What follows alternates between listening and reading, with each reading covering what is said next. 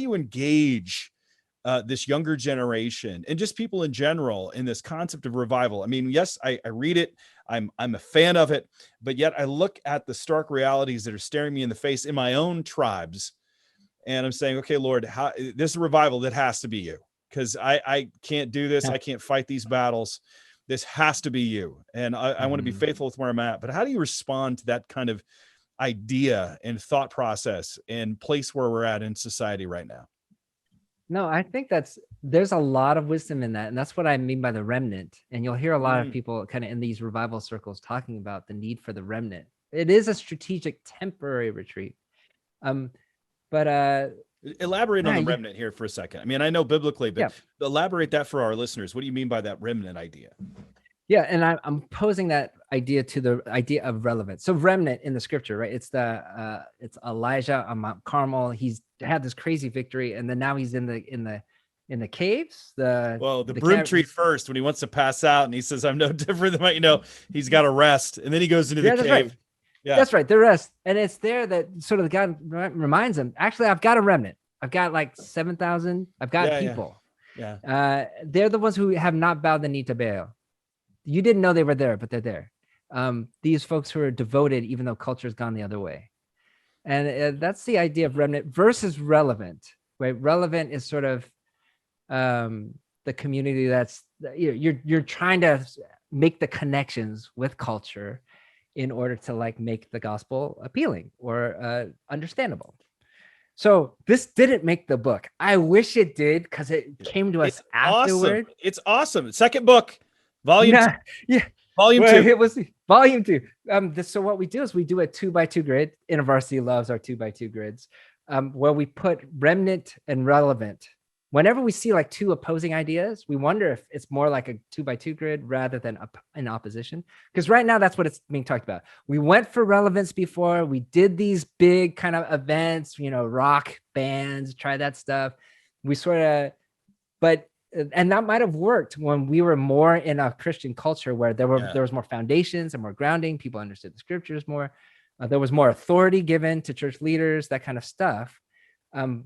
So that, but now that we're in this space, maybe we need to push more into the remnant. And so a lot of people are saying, ditch the relevance, go to remnant.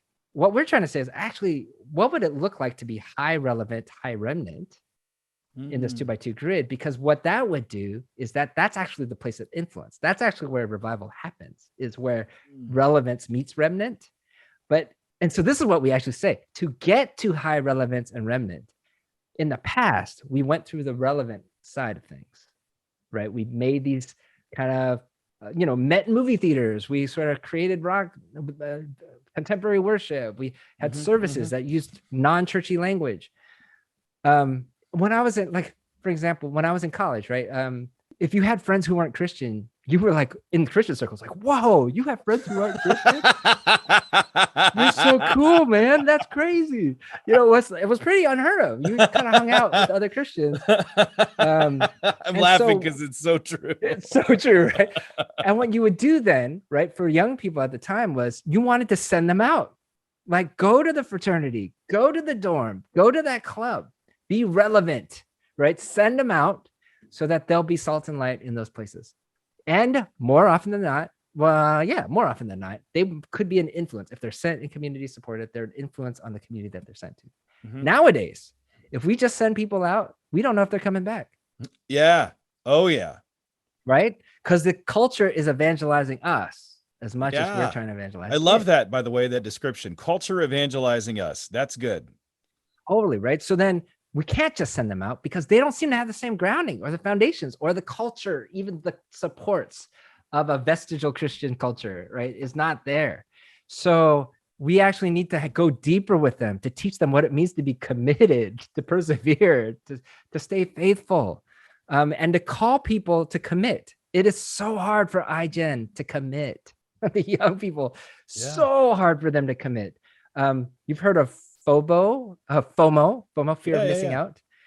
Mark Sayers, in his book, he talks about FOBO, fear of better options. And I think that's so true. We can't even get our young students to commit to like coming to a Friday gathering because they don't know if another better option might show up on Friday night. So they're not committing to our meeting. They're not committing to anything else until like the last moment. I was like, I guess I have nothing better to do. I'll come to large group, or I'll come to the gathering.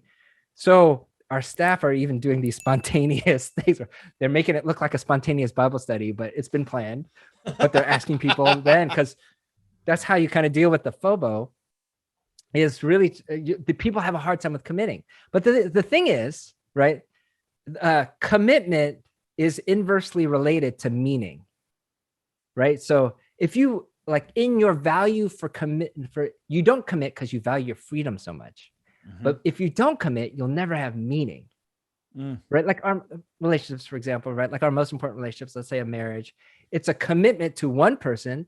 And in that commitment, you're actually saying no to 1,000 other people. Yeah, you guys talk about that. We all make these choices over and over that continually they limit your options. You're intentionally limiting yourself. Like when you get married, you're saying, I'm saying no to all those other people. I do That's this. right. I'm saying no. So you guys talk about that in the book, but I keep going. I love where you're at. So in like when you make those kinds of commitments, that's how you find meaning in relationships, in society, and communities. It's when you commit.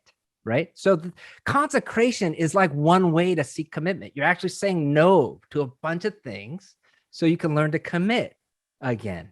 And this is what we're trying to teach our folks. So in the past, instead of making people become relevant, we're pushing them more the remnant direction, right? To say, what does it mean to go deeper so that when you go out there, we don't lose you?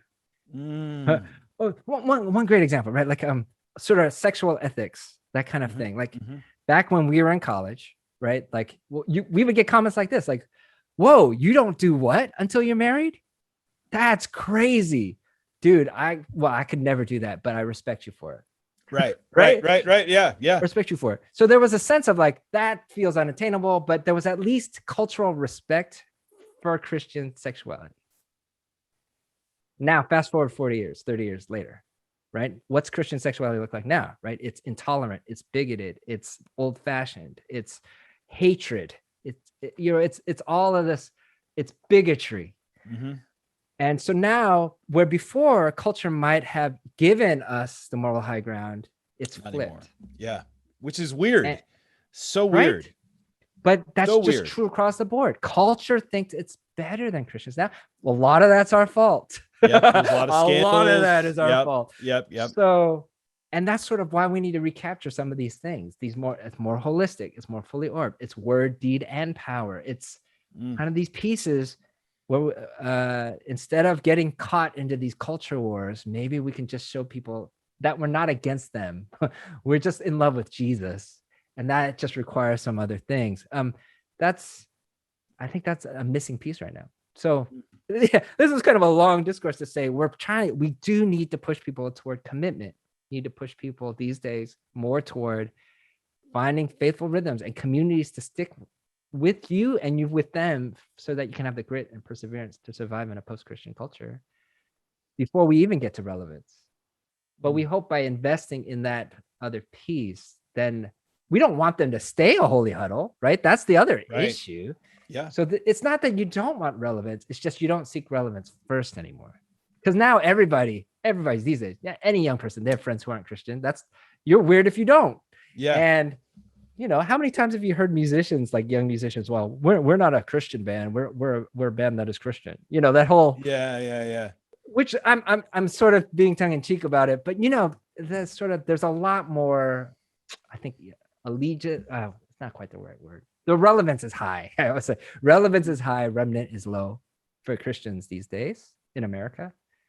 And just such a different experience than like our Muslim background believers or others who just, it's all remnant, right? But they still seek to be relevant, and it's not that they're shying away from preaching the gospel. It's not that they're shying away from these things. It's just, it has to go way deeper for them. And